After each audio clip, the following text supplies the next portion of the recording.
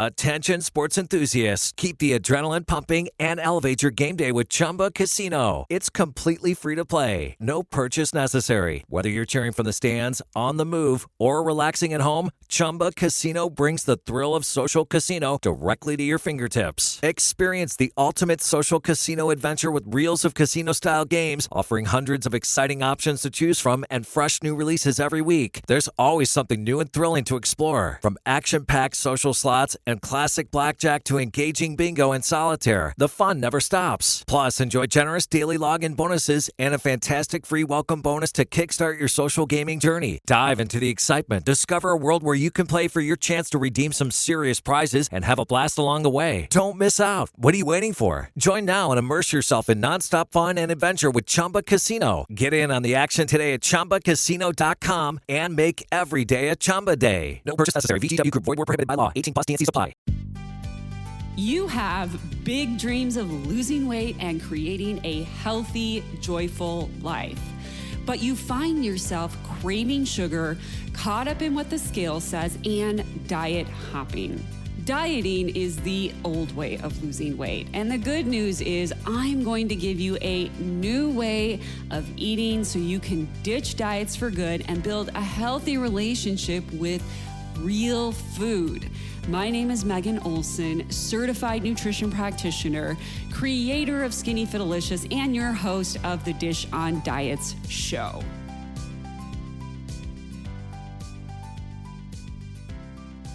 Hello friends, today we're talking about food noise and how to stop food noise and 5 reasons why you have food noise. This topic comes up so frequently with people who I talk to on social media.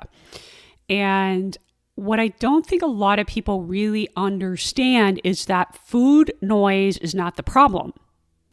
Food noise is a symptom of a deeper problem. It's a side effect of other issues, other root causes. And if those root causes and deeper problems go unaddressed, then you will never lose weight. And you may not like that I'm saying that, but you're never going to lose weight. Because food noise is a symptom of other deeper issues that are going on, which I'm going to talk to you about today. 5 reasons. The issue I see consistently is that so many women don't feel good in their bodies. They're so unhappy in their lives. They're so discontent with their jobs. They're so stressed out taking care of their family and kids.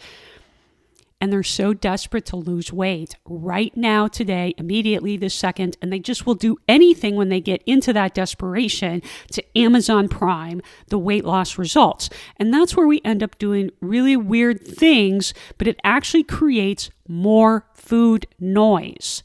It actually makes the issues, the deeper issues that are causing the food noise, worse.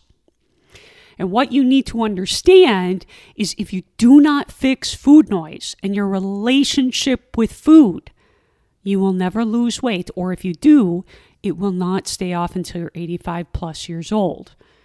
I know a lot of you don't want to hear this, but this is what you need to hear. Because otherwise you're just going to keep losing and regaining and feeling frustrated. We need to stop doing that. If you want out of this madness, you have to accept that your way doesn't work, that just dieting all the time doesn't work. You have to look deeper. A lot of women who are desperate to lose weight and who are willing to do any crummy thing with their diet to lose weight will always say, well, I'll deal with my relationship with food later. I'll deal with my food noise issues later. I'll deal with my emotional eating later. The problem is you won't. The other problem is you can't lose weight then fix your relationship with food. You can't mix up the order of operations here. And if I snap my fingers and you magically lost all of your weight today, would your emotional eating magically go away? Would your food noise magically go away? Would your relationship with food magically improve? You would stop overeating ice cream every night and wondering why. You would stop raiding the pantry every day at 3 p.m., even if you were at your goal weight right now. No. you would actually be scared to death that you're going to gain all your weight back and you're still going to be binging and overeating and doing all those silly things and not understanding why you're doing them because you never took the time to actually fix those issues before losing weight. You cannot mix up the order of operations. Trying to lose weight first, then dealing with food noise second is like building a house and putting the walls and the ceiling up and then pouring the foundation last because you're in a big old hurry to move in. From an order of operation standpoint, you cannot lose weight sustainably that way. If you want to lose weight for like a year or two, yeah, you can do that, but it's not going to stay off until you're 85 plus years old until you deal with the real issues that are causing the weight in the first place. Because if you go and lose weight and you go, okay, now I'm ready to address my relationship with food and my inner stuff, it's not going to work. And in fact, what you're going to find is your food noise is worse after losing weight, just like I just described, because losing weight requires a calorie deficit, and a calorie deficit promotes an all or nothing mindset with a lot of people, or very restrictive behavior eating patterns, which makes food noise louder. Now you are more hungry. Now you are more restricted. Now you're worried about regaining all the weight that you lost back. So now you're even more stressed and obsessed with food, and you're scared of eating because you don't want to lose your results, which turns up all the food noise, which makes you hungrier. So many women suppress and restrict and end up having a blowout of a binge, an overeat, or self-sabotage, or quitting, or saying, screw it, I can't do this. I mean, that's what ends up happening because you suppress, restrict, and then it just ends up blowing up in your face. You cannot lose weight until you do that. I see way too many women who come work with me in my coaching program who are trying to count calories and banging their head against the wall. They're like, I don't know why I haven't lost weight left. It's because you have all these underlying issues that have to be addressed first. So many people don't want to hear this. So many people don't want to accept it. Listen, I'm here to help you. And until you accept this, you're going to be stuck. Because food noise is not the real problem. Food noise is a side effect of deeper issues that are going unaddressed in your weight loss journey. I have broken down food noise for you into 5 reasons to help you understand what food noise is, because food noise is different for different individuals. So there's basically 5 categorizations, if you will, of food noise: cravings, hunger, feeling like you have no control, always thinking about food, and always running to food for emotional reasons. Okay? So food noise is a symptom of these 5 deeper things, and it's a symptom of your overall relationship with food. Do you see food as good or bad? Do you get upset if you have a slice of pizza or some ice cream or you overate one day, right? These are going to be the 5 things most people avoid fixing, or they don't know how to fix in their weight loss journey, or they don't even realize that they need to fix these things in order to stop food noise, get unstuck, and lose weight finally, and keep it off until they're 85 plus years old. This can literally change your life if you fix these things. And right now, I'm willing to bet this is literally all taking over your life. It consumes so much of your mental energies. A lot of my clients tell me when they first start working with me, the food noise consumes them. They just want peace. They want to stop thinking about food so much. They want to stop beating themselves up. They want to stop obsessing and overeating during the holidays. They want to stop freaking out about food and overthinking what they're eating when they go to a restaurant or go on vacation. They want to stop feeling anxious around food and like they can't enjoy foods that they love in moderation. I always say you have to do the inner work before you can do the outer work of losing weight. You have to fix your relationship with food. All foods can fit. And the food noise before you can diet for real and lose weight for real and have peace for real and keep weight off for real until you're 85 plus years old. So let's dive into each one of these reasons for food noise. Number 1 reason for food noise is cravings. If you suppress your cravings, I guarantee you will have food noise. The problem is most women in their journey of losing weight go about it in the wrong way, an unsustainable way, and they suppress their cravings.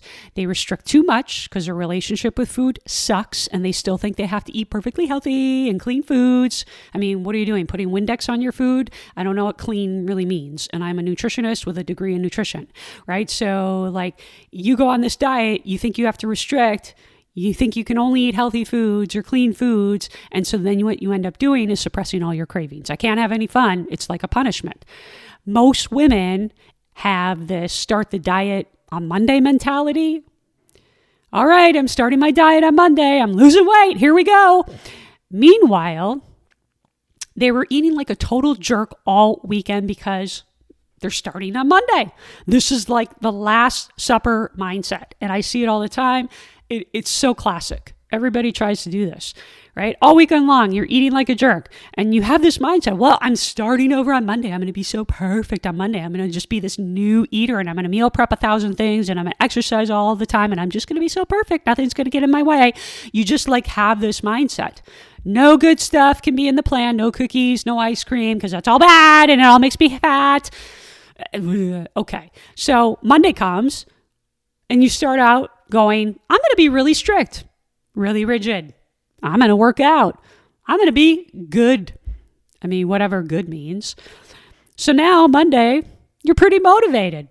You get through the day, everything goes well. And then Tuesday, you tell yourself, well, I'm still on my diet. We're still doing this. I'm being good, going to fast because I hear that's so good for like midlife women. So then you don't eat anything for breakfast. And now it's 1 p.m. and you break out your, 300 calorie salad because you're trying to be good. But now you're getting hungry.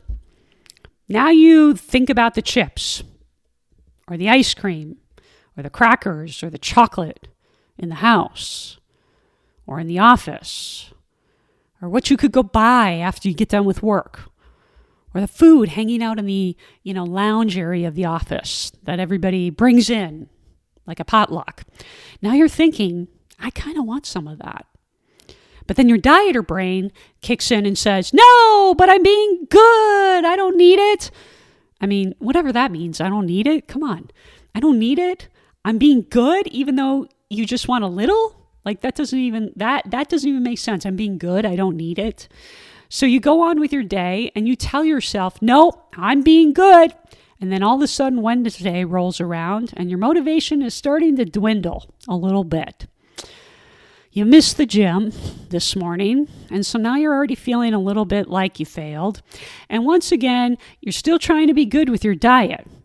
Maybe conserving all of your calories for later in the day. Salad for lunch again, nothing for breakfast, and now you're really, really wanting something. Now all you're doing is thinking about wanting the thing you're craving, and then you're thinking, oh, I've been good for 3 days. I deserve it.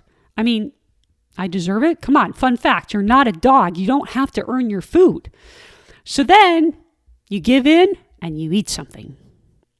Typically, you end up eating more than you intended, and you're like, oh my God, I just blew it. I failed. I messed up. And then from there, you feel like you screwed up so massively. So you're like, well, I messed up. I might as well keep going. So then you eat more because you think it's all ruined. You think you ruined everything. And then you think to yourself, well, it's already Wednesday. Tomorrow's Thursday. It's almost the weekend. So I might as well start over on Monday.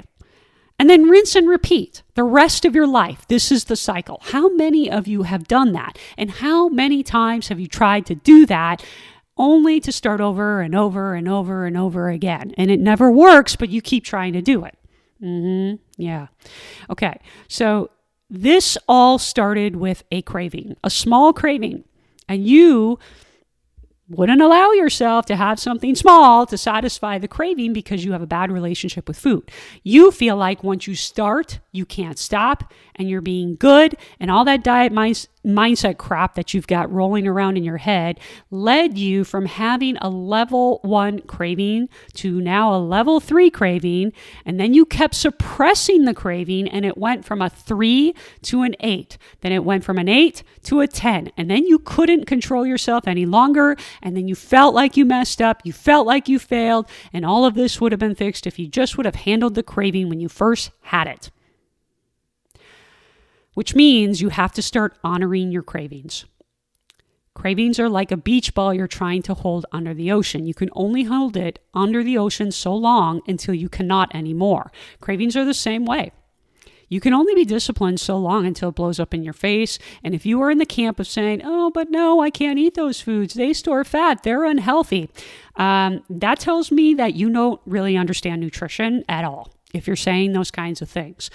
You need to join us in the 21st century, because if you're still worried that fruit has too much sugar and sugar stores fat and that not all calories are the same, we need to get you caught up on the facts, because those are not nutrition facts. That's all noise and diet culture stuff that you have picked up throughout your years of dieting and just listening to people who don't know what they're talking about, quite frankly. So we need to get you caught up on facts, because if you think these kinds of things, you're still living in diet culture. You don't realize it, but you're still living in all that diet culture noise, if that's your mentality still about food. Listen to me, a mile is a mile. So when somebody says to me, a calorie is not a calorie, I'm like, well, the calorie is a calorie. 100 calories is 100 calories. Do you think a 100-watt light bulb is not the same?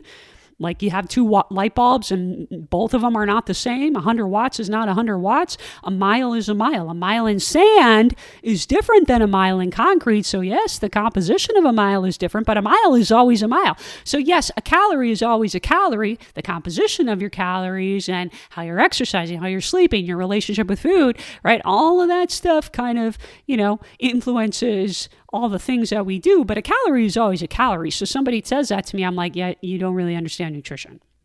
Okay. So we have to understand nutrition, and we have to block out all of the crazy nonsense that we're hearing in the world, because a lot of people are just saying like weird things for clicks and likes and just to make money, really gain followers and make money. So suppressing cravings always makes cravings louder. Notice in the example I gave you what happened. The craving got louder and louder until it got to a level 10. And this is what everybody tries to do when they lose weight. Cut out everything that diet culture made them believe is bad. And then they try to be really good, and then it blows up in their face because they have these cravings and they do not honor their cravings. You know what is truly bad, truly unhealthy? Carrying around excess body fat most of your life because you keep overeating, versus just learning to honor cravings, heal your relationship with food, and eat things you love in moderation along with some healthy foods. Yeah. Instead of being so dichotomous, black and white, it's like, oh, maybe we could have a little bit of all, right? So that means maybe, just maybe, you need to work on incorporating your favorite foods into your plan, because no one food inherently stores fat. Yeah. So if you do think like fruit causes you to gain fat, that again tells me you don't understand nutrition. Okay. Because that's not a fact. That's not actually how things work. Okay.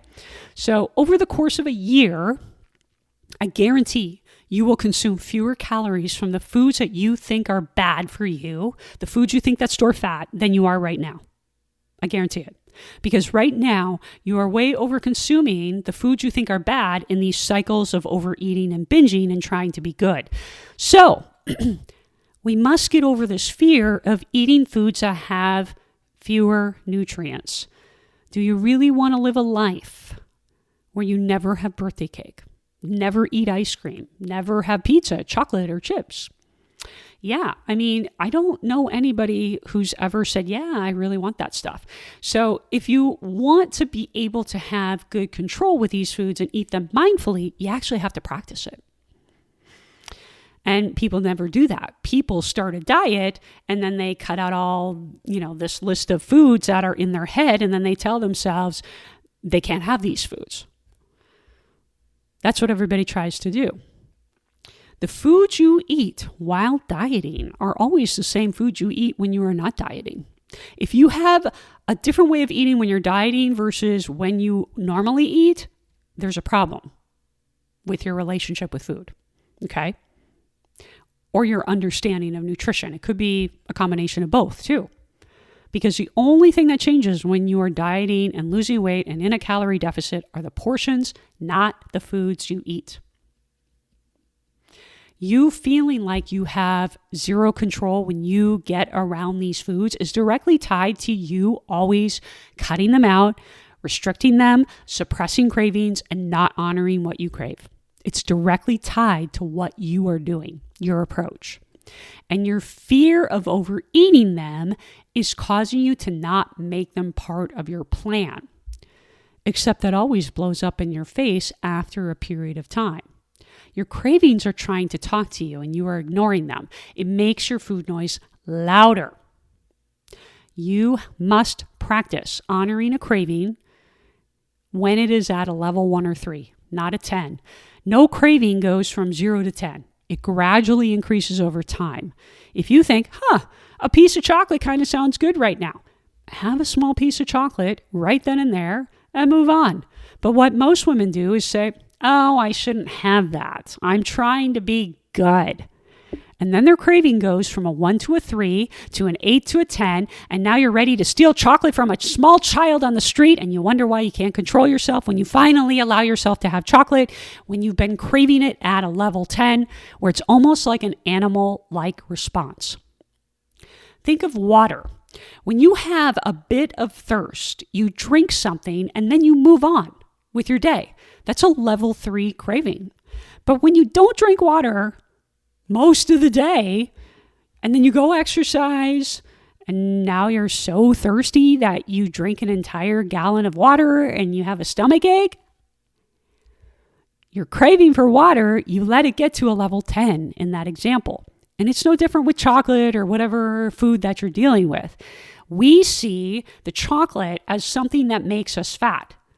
That's the only difference. So then we try to restrict it and be good, which causes all these cravings and all this mental gymnastics around the food and all the overeating and the feeling guilty and the shame and the starting over on Monday mindset. If you want all of that nonsense to stop, you need to honor your cravings, even though I know you're scared to do it. You need to do it. You have to face it. Number 2 reason why you have food noise is hunger. The number 1 reason why many of my clients no longer struggle with food noise is because they're now eating enough protein, fiber, and calories. They're eating appropriately for their bodies and for their activity level. If you are a woman under consuming protein and fiber, these are 2 key nutrients that your body must have in order to regulate hunger hormones and stay satisfied. And I see it consistently 99% of the time. Clients who come to work with me generally consuming like 40 grams of protein in a day and barely any fiber. Yeah, that's why you're hungry all the time. Many of those clients have done calorie counting before working with me, but they could never stay in a caloric deficit because they were not including enough protein and fiber because they were hungry all the time. So not meeting your body's nutritional needs means you are going to have more hunger. I mean, if you like dealing with a lot of hunger, don't meet your body's nutritional needs. It's kind of that simple. And when you have more hunger, you're going to have more desire to snack, more cravings, more food noise. It's because your body's hungry. It's not getting the nutrients that it actually needs. So you are directly creating more food noise for yourself when you're not meeting the nutrition that your body actually needs. Not eating enough calories because you're dieting all the time is also part of this equation. If you are eating, for example, 1,200 calories or some really low calorie number, it's no surprise to me that you have a lot of food noise. It is a survival instinct. Your body is hungry. Most women who are struggling to lose weight are severely under eating. So they eat, let's give an example. They eat 1,200 calories Monday, Tuesday, Wednesday, then Thursday, Friday, Saturday, Sunday, they're eating 2,500 calories because they're so hungry. So Monday, Tuesday, Wednesday, you're being good. And then Thursday, Friday, Saturday, right? You're kind of off the wagon, right? But here's the kicker. Your average calories for the week are at 1,940. You're at maintenance. You're at 1,900 calories. That's exactly why you're not losing weight. And it is directly tied to you trying to diet and be good and eat as little as possible, which is backfiring into these time frames where you are over consuming calories because you're so overly hungry and your cravings are at an all-time high, which is keeping you stuck at maintenance. And you just don't realize this. Many women do not realize this. I hear this all the time. Oh, I'm eating 1,200 calories. Why am I not losing weight? There must be something wrong with my metabolism. It must be my hormones. I mean, maybe, but in my experience, probably not. I mean, because it's just like the example I just gave you. So most women who work with me in my coaching program and are under eating and can't lose weight, this is 99% of the time the problem that I see. You must understand, if you're hungry all the time and you are skipping meals, not eating enough protein and fiber, and your calories are just too low, of course you're going to have lots of food noise. Of course you're going to be hungry all the time. Of course you're going to have lots of cravings for snacks. You're causing it. It's a hunger response. And when you are in a calorie deficit, yes, there should be a small hint of hunger, but you should not always be thinking about food. That tells me your deficit is too big or that your caloric tolerance is too low, which means we need to work on eating at maintenance for months before dropping into a reasonable deficit. You know, one of the biggest reasons why people have food noise is because they're always trying to eat so little. They're always trying to aim for that smaller amount because in their mind, they're like, I want to lose weight fast. Faster must be better. You know, they're not eating enough earlier in the day, which leads to a level 10 hunger later in the day, which leads to overeating at night or later in the day. And Weight Watchers has really kind of, I think, created with their program this mentality with a lot of my clients I've worked with who've come to me from Weight Watchers. My client Judy, who was on this podcast a few months back, talked exactly about this and how she was putting herself into this like madness with overeating every afternoon because she was trying to eat as little as possible earlier in the day to bank her calories for later in the day. And she talks in that podcast episode about how once we put her on a regular eating schedule and she began feeding her body at regular intervals throughout the day, it really helped shut down her cravings and her hunger. So if you're only eating like 40 grams of protein a day, it's no wonder you have cravings. You're not satisfied. If you're only eating like 8 grams of fiber a day, you're also not satisfied and possibly not getting enough volume in your diet to keep you full. If you skip meals, that can also increase hunger later in the day. Or, if you're always trying to like bank your calories for later in the day, that can make you hungrier later in the day, right? So your hunger goes from like, a manageable level 1 or 3. Now suddenly it's like an 8 or 10. And you are not going to have control around that because it's like animalistic. Your body's just like, I need food. I'm hungry. And then you eat, right? So the bottom line is you have to stop approaching weight loss by letting your hunger get so high. Stop spending your life in a deficit. Stop spending your life dieting. Stop spending your life eating as little as possible because this is causing your cravings, your overeating, and your food noise. Okay? Number 3 reason why you have food noise. Once I start, I can't stop. I hear this a lot from clients. Once I start, I can't stop. I used to have this problem myself. You feel like you have a lack of control around certain foods. You feel like, if there's ice cream in the house, I will eat it all. I must eat it all. I have to get rid of it. If I eat chocolate or there's chocolate in the house, I got to eat it all. If I eat Cheetos, I'm going to eat the entire bag of Cheetos. There's no possible way I could eat some Cheetos and put the bag away. First thing is if you say, once I start, I can't stop. That is a false limiting belief. You actually do have control. You are choosing not to utilize it, or you do not realize you have this control. Because if I said to you, I would give you $1 million to stop at a reasonable portion, could you do it? Would you still continue overeating the food? Majority of people would say, yes, I would stop. I could definitely stop. If Megan, you gave me $1 million, of course I could stop. Well, then why do you need to be bribed to stop is my question. Or let's say I took your entire family hostage and threatened to unalive them if you continue to overeat. Would you be able to stop? Or would you be like, sorry, family, I just can't stop? Or would you be able to stop? So the question is, where is that self-control at?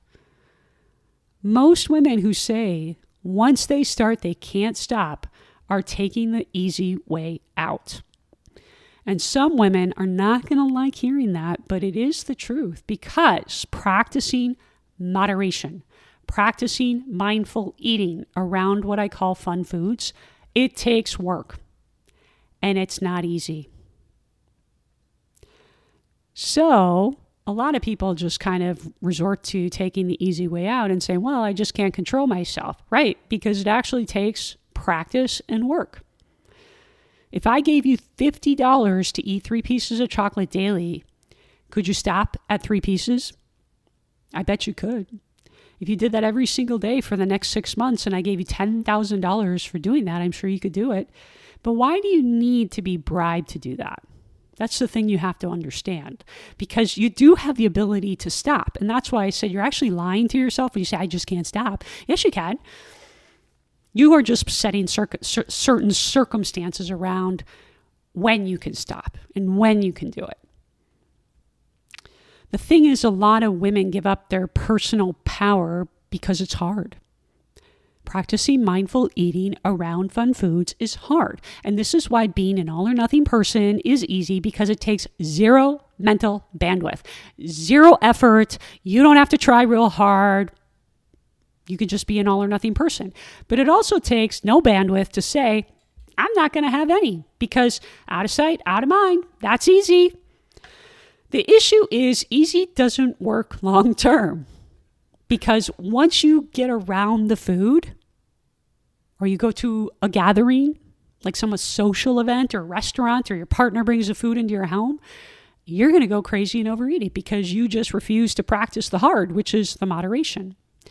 The hard way is saying, I'm going to practice having 3 pieces of chocolate and a serving of chips on my plan every single day, and I'm going to practice putting the bag of chocolate and putting the bag of chips back. That takes discipline, that takes accountability, that takes self-control, that takes repetitive practice over weeks and months. Of course, it's harder to do that, but it gives you, on the other side, freedom and peace. And that is the only way, gang, you get peace and freedom around these type of foods, is by doing the hard work up front. You have to train for it. And you have more power than you believe you do. You need to ask yourself, if you are enabling yourself with this mindset and behavior, are you scared you will mess up again and overeat? Maybe you feel like you messed up by eating too much and then you are choosing to lose control, choosing to spiral. Could I actually stop if I wanted to? The answer is yes. It's like getting on the scale. You can get on the scale and choose to spiral and say, screw it, or you can choose to look at it as just data. The choice is always yours, how you react. We act like we have no choice in the matter, but that is you surrendering your power. You're giving up your agency. You have more power than you are giving yourself credit for. If you feel like you have no control, you need to stop and retrain your brain. And that means weight loss is on hold for now.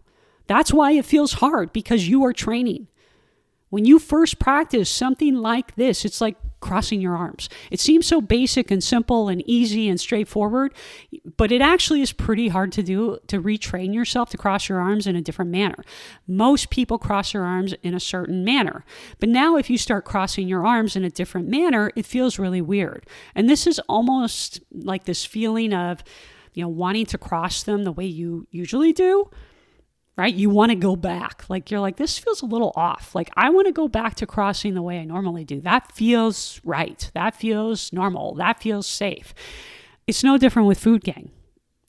And feeling like once you start, you can't stop. Your brain literally can be retrained at any age. If you've always practiced not honoring your cravings, restricting food too much, and demonizing foods that have fewer nutrients, I'm honestly not surprised you struggle with feeling like once you start, you can't stop. You have never taken the time to practice including these foods as part of your plan. So now, like crossing your arms differently, it feels weird. and you don't trust yourself. That's another issue, right?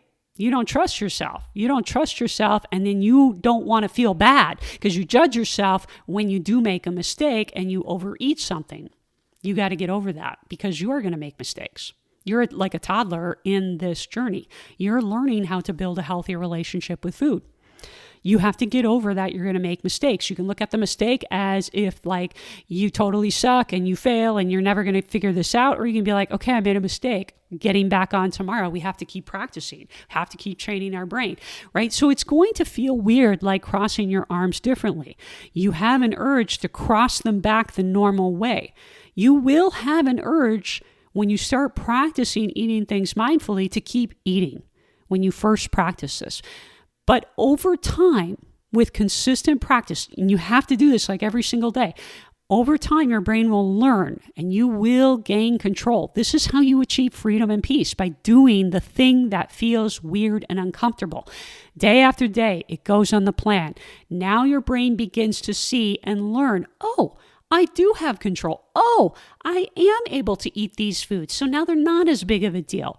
But you have to actually go through the uncomfortableness, the discomfort of doing this over and over again for your brain to trust and learn that you do have control. It's like ignoring your teeth for decades and having tons of cavities and dental issues and thinking they should be fixed in 2 weeks. No, it's going to take a minute to fix that. It's the same thing with once I start, I can't stop. It's going to take weeks of diligent, repetitive practice. You can't do this like here or there, willy-nilly, quit and stop. You got to be on this because you're retraining your brain. It is something that I work on with a lot of my clients. All of them have trust issues because they're like, what if I overeat? I'm like, so what? Just work on reminding yourself tomorrow more goes on the plan. Tomorrow, this is what I'm doing. And the more that you show up and do that, the more your brain will relearn. But the biggest problem I see a lot of women have with this is that they don't trust themselves and they are just so judgy and shameful of themselves because they equate this behavior pattern as like this major default about themselves. You have to learn how to stop doing that and disconnect. You're going to make mistakes. You're a toddler in this process. Nobody's ever taught you how to mindfully eat, how to honor your cravings, how to have a good relationship with food. And like I said, if you like having this problem, if you like always overeating and feeling bad, you can continue doing that, but that's not how you achieve peace and freedom ultimately. Okay? Number 4 reason why you have food noise is you're always thinking about food. A lot of my clients, when they come work with me in my coaching program, they always tell me they're constantly thinking about food and they just want peace. I'm not surprised you're always thinking about food. If you've been trying to lose weight for years and decades, doing different fad diets and suppressing your cravings, cutting out foods you love, eating as little as possible, making yourself hungry all the time, I'm not surprised at all that you are thinking about food so much that it consumes you. Do you guys remember a while back, there was an episode, and I'll link it in the show notes because I don't remember what the number is offhand. There's an episode where I was talking about metabolism, and I talked to you about the Minnesota diet and how all the men who were on that diet became food obsessed. They talked about food, they talked about recipes, and they began over-consuming gum. Their food noise was through the roof, and it all stemmed from hunger, restriction, and not honoring cravings. All stem from that. The thing is, if you work on these last 3 things I just mentioned, honoring cravings, satisfying hunger, feeding your body properly, and once I start, I can't stop. This is going to help you tremendously with the constant thoughts about food. You thinking about food all the time is related directly to all of those things. It may also be that you are distracted and not present in the moment. And what I mean by that is you are not present in your life. You're always thinking about like the next thing. You're always busy, always scrolling, always on autopilot. You need to be in the moment. You need to be present with yourself. Be with yourself and meet yourself where you are. If you are always thinking about food and the next meal, you may not actually be present in the moment. Understand, it is not an easy task to be present. You will find that you will have to remind yourself frequently to be present if this is something you struggle with. So a lot of times people are rushing through eating their food and thinking about food all the time, not actually registering that they're eating because they're never really present. You need to be present with what you're doing in the moment. It also could be emotional, why you're thinking about food all the time, which is the number 5 reason why you have food noise. Running to food when anxious, stressed, or emotional. Hiding, distracting, or suppressing your negative emotions with food. You are sad, you want to eat. You are stressed, you want to eat. You don't feel good or you feel sick, you want to feel better, so you want food. That is emotional eating and can get intertwined with always thinking about food. If your life is not happy and your only outlet is food, it's no wonder why you think about food all the time. Food has literally become your friend, your safety. But if you're always emotional, stressed, overwhelmed, anxious, and unhappy, and the only way you know how to handle those things is by eating food, then you will always be thinking about food because that is the state you are always in. You need to learn how to spot your emotions and hold space and compassion for them. Ask yourself, how are you feeling? Take a walk, journal, practice deep breathing, talk to a friend, get present, or see a therapist, or all of the above. I know it sounds simple, but dealing with emotions is not simple. Most of the clients I've worked with are avoiding their feelings and distracting with food. It's pretty common. They don't want to deal with how they are feeling, so they distract in the moment with food. Imagine not wanting to deal with a small child who's sad and just distracting them with food. You are teaching them that their emotions don't matter. Their feelings don't matter. You are teaching them to distract away from their sadness. That would be no different than telling a child who's happy to eat food because they shouldn't be happy and you need to distract them from happiness with food. Most of us would never do that when a child is happy, but we sure do it a lot when somebody has a negative emotions, especially ourselves. We don't know what to do about our emotions, so we just eat food, and then we're trying to lose weight on top of that. You see why I said earlier, you got to fix these things? Because if you're trying to lose weight and you got these kind of things going on, losing weight becomes like a nightmare. It just doesn't work. Losing weight on top of emotional eating does not work. This is why so many people are stuck. They're trying to calorie count all the time. I think if I calorie count, let me just do this low carb diet. It's like, stop. This is the real problem right here. You have to address, why are you not paying attention to how you're feeling? Why are you not dealing with your feelings? Why are you avoiding your feelings? Why are you distracting with food? You got to work on the emotional eating piece and learn to hold space for your emotions and not just distracting yourself with food before you can lose weight permanently. So, those are the 5 reasons why you have food noise. And again, food noise is not the real issue. Food noise is a symptom of these deeper issues that are going on. Now, I'm going to say this, going on a weight loss medication does not solve these issues. Even if you are on a weight loss medication, you still need to work on these things. These issues will continue rearing their head if you do not address them. And I do fear there are many people out there on weight loss medications who don't know this. They don't realize that these are deeper things that are going on. But for those of you who are not and keep trying to lose weight and don't understand why you're stuck and why you're not losing weight and why you're constantly craving food and constantly hungry and not losing weight, I want you to really take to heart what I said today, because you cannot lose weight and keep it off permanently unless you address these issues first. These are the real things that are stopping you. And they are the prerequisites before you can ever get to weight loss. You cannot expect weight loss, sustainable weight loss, if these are issues that you have and you're not remedying them first. If you're struggling with these things, you shouldn't be attempting to lose weight. I mean, for my clients, I don't even let them count calories. A lot of them are like rushing. They're like, I want to count calories. And I'm like, no, we got to fix this stuff. Your foundation is broken. And this is one of the reasons why in my coaching program, I don't put women into a fat loss phase until they're ready, until they're at a good relationship with food, We've got the emotional eating addressed. We've worked on the once I start, I can't stop, right? We have to work through all of these 5 things that I've talked about today.